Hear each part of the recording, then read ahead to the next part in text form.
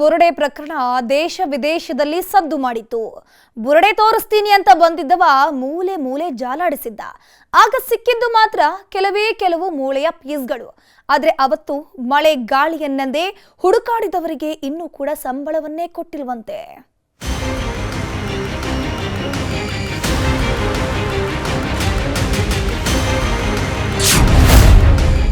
ಧರ್ಮಸ್ಥಳದಲ್ಲಿ ಬುರುಡೆ ಹುಡುಕಾಡಿದವರಿಗೆ ತಲೆಬಿಸಿ.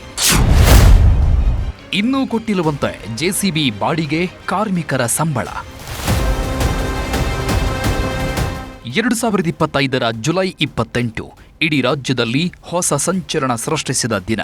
Mask man Chinnaiah ಧರ್ಮಸ್ಥಳದಲ್ಲಿ ಬುರುಡೆಗಳ ರಾಶಿಯನ್ನೇ ಬಿಚ್ಚಿಡ್ತೀನಿ ಅಂತ ಎಲ್ಲರ ಮುಂದೆ ಬಂದಿದ್ದ.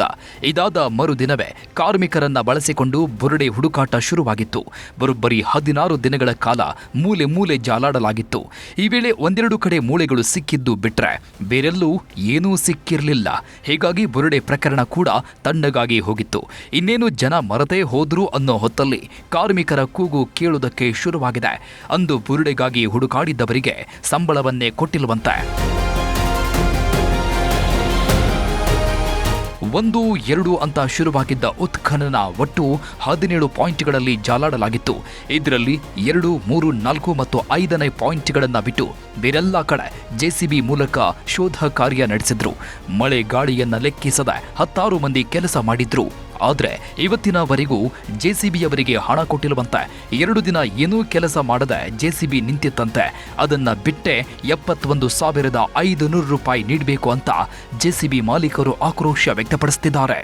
15 ದಿವಸ ನಮ್ಮ ಗಾಡಿ ನಿಂತಿದ್ರು. ನಮ್ಮದು ಕೆಲಸ ಮಾಡಿರುವಂಥದ್ದು ಬರೀ 10 ದಿವಸ. ಆ 10 ದಿವಸದ ಮೊತ್ತ ಅಂದರೆ 71,500 ರೂಪಾಯಿ ಆಗಿರ್ತದೆ.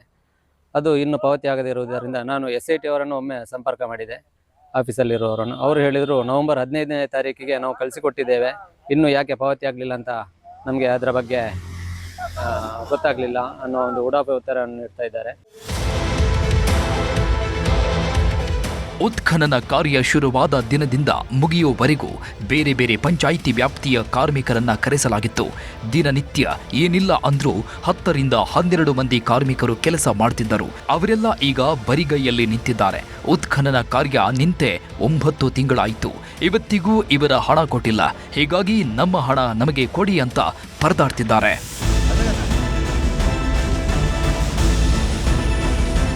ಬರೀ ಕಾರ್ಮಿಕರು ಹಾಗೂ ಜೆಸಿಬಿಯವರಿಗಷ್ಟೇ ಅಲ್ಲ, ಶಾಮಿಯಾನ ಹಾಕಿದವರು, ನೀರಿನ ಬಾಟಲ್, ಕೂಲಿ ಕಾರ್ಮಿಕರನ್ನ ಕರೆತಂದ ವಾಹನದ ಮಾಲೀಕರಿಗೂ ಹಣ ನೀಡಿಲ್ಲ.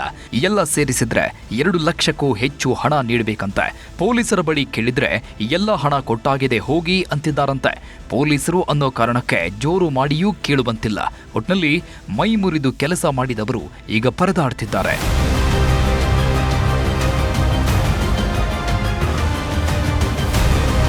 ಅಜಿತ್ ಕುಮಾರ್, ನ್ಯೂಸ್ 18